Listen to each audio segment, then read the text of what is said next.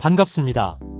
근거 없는 낭설이 아닌 세계적으로 인정받는 검증된 문헌과 객관적인 자료를 분석하여 녹내장 환자 여러분께 희망을 전해드리는 녹내장 희망정보TV입니다.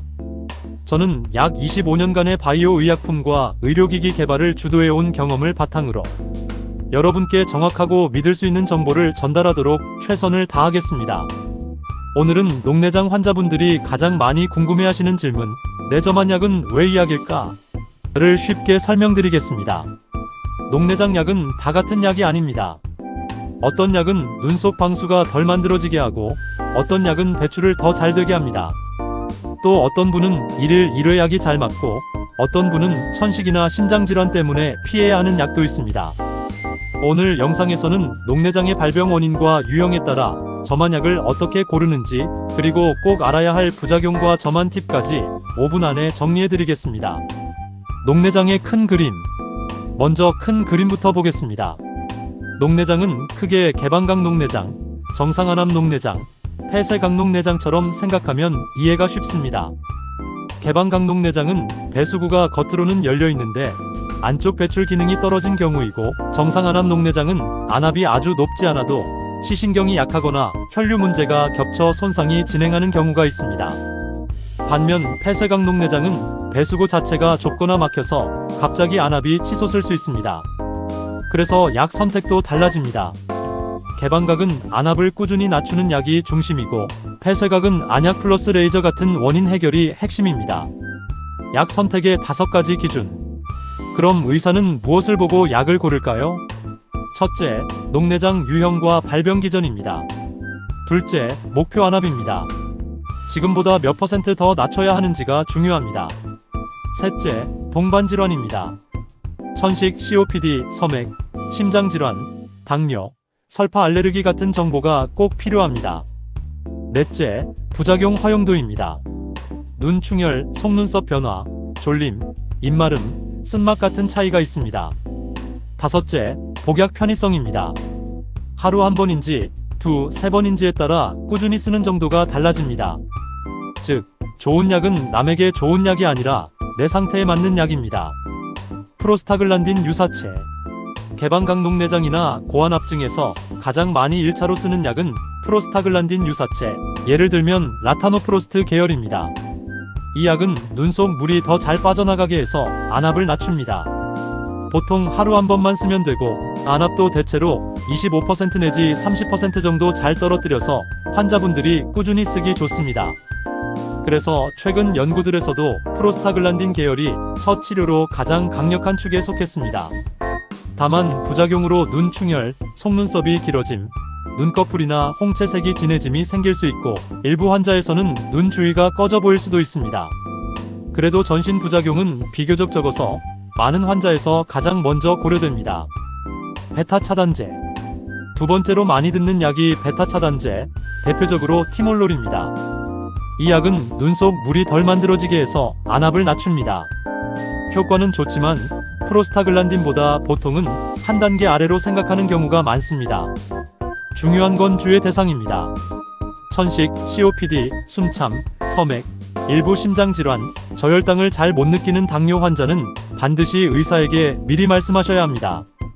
왜냐하면 이 약은 눈에 넣어도 몸으로 조금 흡수돼서 호흡이나 맥박에 영향을 줄 수 있기 때문입니다.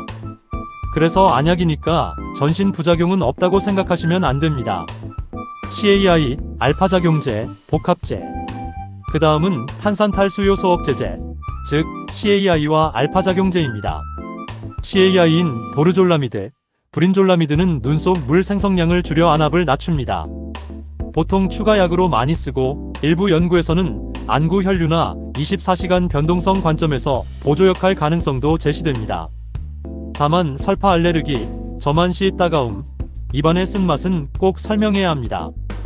알파작용제인 브리모니딘은 생성도 줄이고 배출도 조금 돕습니다. 다만 졸림, 입마름, 피곤함, 알레르기성 결막염이 생길 수 있습니다. 약이 여러 개 필요하면 복합제를 써서 병수를 줄이는 것이 수능도에 도움이 됩니다. 폐쇄각 녹내장 급성 발작. 폐쇄각 녹내장은 접근이 다릅니다. 여기서는 점안약이 중요하긴 하지만 점안약만으로 끝나는 병이 아닐 수 있습니다. 특히 급성 발작처럼 안압이 갑자기 치솟으면 안약과 먹는 약, 주사로 우선 안압을 낮추고 나서 레이저, 홍채절개술 같은 치료로 막힌 구조를 풀어주는 것이 근본 치료입니다. 즉, 폐쇄각에서는 안약이 교량 역할을 하는 경우가 많습니다. 그리고 심한 눈통증, 갑작스러운 시력 저하, 불빛 주변 무지개 달무리 메스꺼움이나 구토가 있으면 지체하지 말고 바로 병원으로 가셔야 합니다. 올바른 점안법.